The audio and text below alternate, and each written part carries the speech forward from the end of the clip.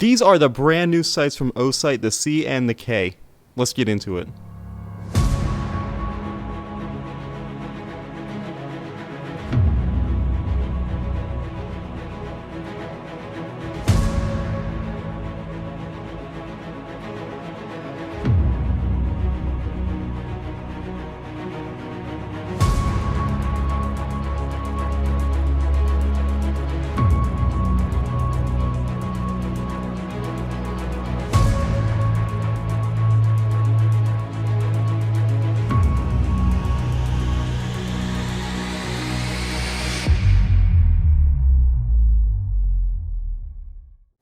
So in the box, obviously you get the sight, and both of these are going to come with essentially exactly the same thing. Next, you do get a user manual and cleaning cloth. You get the mounting hardware. Now there is a lot of different size screws in here, and these screws are actually really nicely anodized. You have the exact description of what they are on top of these little containers. They do snap apart too, which is nice. And this is just a pretty good hardware kit. And you do get a mounting wrench, you have Torx for the bottom, and then you have flathead up top. And then now Osight is giving out stickers too, so that's kind of cool. Also, out of the box, they are going to ship with this little tab in here. It basically prevents the battery from discharging through shipping, and it keeps it fresh, ready for you to go. But to remove that, you are going to have to use the tool. You're going to unscrew the screw here, which will loosen the battery compartment. And I just dropped it. Awesome. Then you just use the tool to pry this out a bit until you can get a good purchase of it. There, that should be good. Alright, when you get that out of there, you do see here's the little tab. You can't just pull it out because it's larger, so you actually do need to remove this and take it out. Not a big deal though, it's pretty easy to do. Then, just put your battery back in, pop this back in here. And it is a little bit tight, but that's just due to the waterproof seals. But yeah, here they are. These are the brand new Osights. So these are essentially basic and budget-friendly options of their other models. And honestly, a lot of the features that these have, I prefer over the more expensive ones. So let's go ahead and start off with the C. We'll go over how it functions and all the features on it, and then I'll swap over to the K and go over that one. Alright, so starting up front, you do have your lens. It is multi-coated. So below it, there is nothing. That is one of the things that they did remove on this versus something like the X. On the X, there's a little dot here, and that's an ambient light sensor that basically will brighten or dim the reticle in accordance to the light levels that the situation that you're in. So if you're in a super bright room, it'll just automatically pump the reticle all the way up. And then if you go to a dark room afterwards, it'll automatically dim your reticle down so it's not super bright. So that is a really cool feature. I do wish this had it, but that's really my only gripe on it.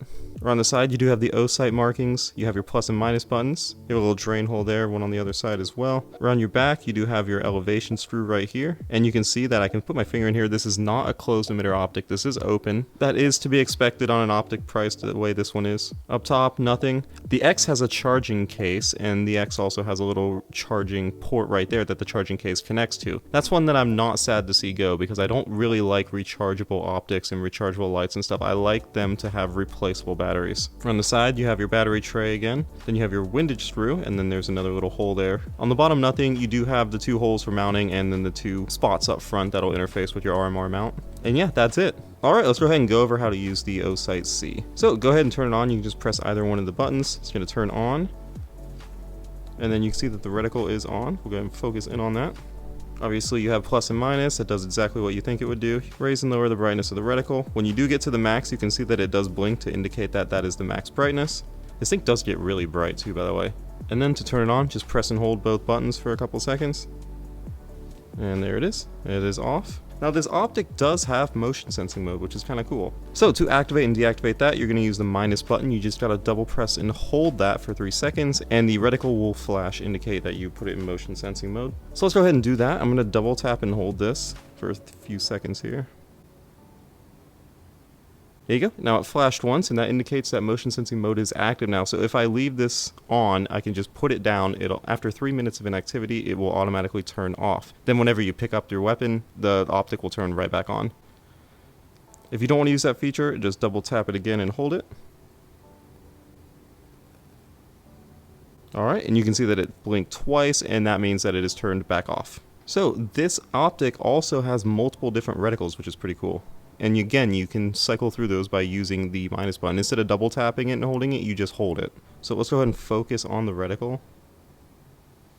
Then if I hold this, you can see now we have the dot with the crosshair around it, a lot like an EOTech, but now it turned over to just the dot. Alright, now if I press it and hold it again, we're going to swap over to the third reticle. You can see that it is the crosshair only without the dot, which I like to use this one for shotguns. I do like the dot in the middle though, so I don't really use the crosshair only, but for shotguns this makes a lot of sense. Now just pressing and holding it. Go right back to the first one. So yeah, 3 different reticles, that's pretty cool, and whenever you change the reticle, you're not going to lose 0, so you don't have to worry about that. And yeah, that is it. Then you just press and hold these to turn it off, or if you have it in motion sensing mode, you just let it sit.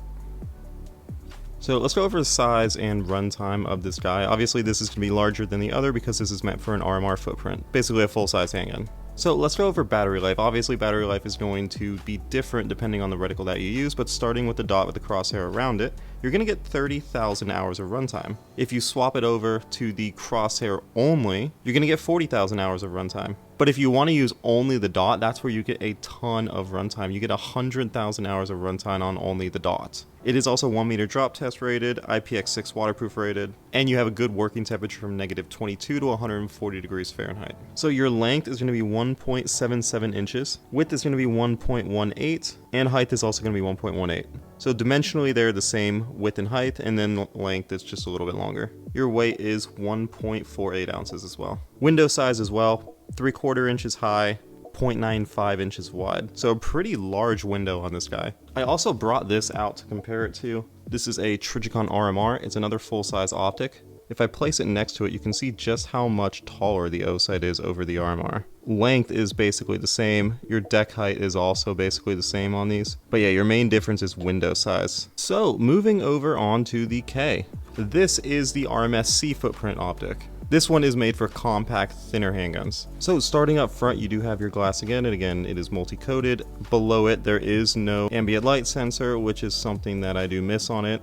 Up the top, there is nothing, no charging port either. And again, this is something that I don't miss because I much prefer the non-rechargeable batteries. Around the side, you do have your buttons, just like the other one, plus and minus buttons. There's your K marking. On the top, you do have your elevation adjustment screw, which is in the middle of these 2 built-in rear iron sights, which is pretty cool if you run it on a gun that doesn't already have its own backup iron sights. And again, this one is also a non-closed emitter optic, just like the other one, which is different from the model like the SE. Around the other side, you have your battery port along with your windage adjustment screw. On the bottom, you have your markings as well as your mounting spots and your mounting holes. So again, I'll go over how to use this optic. It's essentially exactly the same as the other one. The only thing that this doesn't have that the C does have is the multiple different reticles. This one is a dot only. So if I'll turn this on, again, you just push any button, it turns on, and you can see that it is just a dot there. And that is the only reticle that you get, but in my opinion, that is not a bad thing, especially on an optic this small. And this is a 6 MOA dot, which is my preferred size of dot. It gives you really quick target acquisition, and you don't have to hunt around. It makes it easier to find the dot.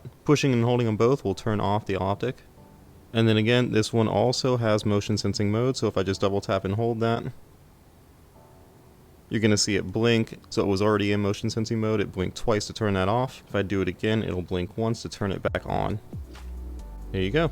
And again, plus and minus buttons do exactly what you would think. This one does get very bright as well, just like the other one. Like, look how bright that dot is. And again, turning it off, just push and hold. That's it. Alright, let's go over the run times and everything again on this one. And what I forgot to mention in the last optic is that all these run times were calculated on 100% brightness. So if you lower the brightness, you'll get even more runtime out of it. So there's only one reticle on this, it's just a dot only, and you're going to get 63,000 hours of runtime out of it, which is really good.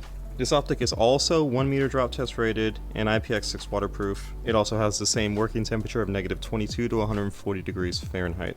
Length on this guy is 1.59 inches. Width and height are both 0.98. It also weighs just over an ounce, 1.02 ounces, so that's pretty lightweight. And then window size, 0.55 by 0.83 inches. So for a micro dot, that's still a pretty good sized window. I am in the middle of a move right now. I don't have access to any of my weapons to mount these two to demonstrate that, but I will run some B-roll of the previous models, the Osight K and the Osight X. Essentially, they're the exact same dimensions, they're just not the same optics, obviously. But especially from the K to the SE, the dimensions are identical. So you can see just how it'll look on a handgun, but you can see that it looks really, really good on here. It is a nice small fitting optic. I have it mounted up to a Kel-Tec P17, and overall I just love how it fits. This would be a great optic for something like a Glock 43X MOS.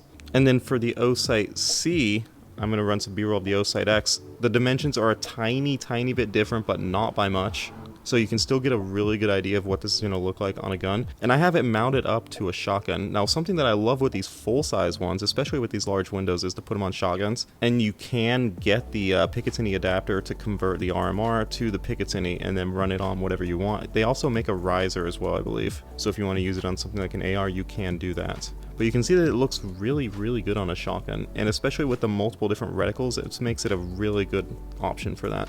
And if you want to run the K or an SE or one of the micro ones on a shotgun, you can do that. You have to first get the RMSC to RMR adapter and then get that to the Picatinny, but it is possible. Although if you're going to run it on a larger weapon, I would just get the bigger one. But yeah guys, so let's go over my final thoughts on these optics. So these are essentially Osight's new budget options. They don't have as many features as their flagships, but they're still really packed with a bunch of good features. And personally, I'm glad that they don't have rechargeable batteries. I'm not a fan of rechargeable batteries on optics. I'm not really a fan of rechargeable batteries either on lights, but especially on optics, because it's just something internally that'll fail. And with the runtime that you get on these guys, especially on this one, 100,000 hours on max brightness on the dot only setting, that's really good. But yeah, these are some really good options for the price. But Osight is actually having a sale on these. I don't know the sale price, but I will leave a link in the description. The sale runs from October 7th through the 8th, so it's only on for 2 days. So make sure you go ahead and check that out, pick one up if you want one. But even if they're not on sale, these are still great options for the price. Sub $200. If you were looking at something similar from the big brands, you'd be double the price. Or even triple the price on some other brands like that Trijicon I just showed you. But yeah, be sure to click the links in the description. Check these out. Definitely check out that sale if you're interested. If you missed a sale, don't worry. They're still a great deal. Click the link anyway and check it out. And if you liked the video, be sure to hit like, subscribe if you want to see more videos like this. Eventually, I do want to get all these mounted up to different guns, test them out, durability test them. But yeah, until then, thanks again for watching.